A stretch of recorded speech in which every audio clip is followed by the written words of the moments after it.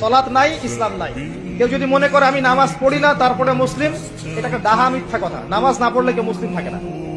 নামাজ কেউ যদি ছেড়ে দেয়, মান তারাকা সালাতান মুতাআম্মিদান ফাকাদ কাফার।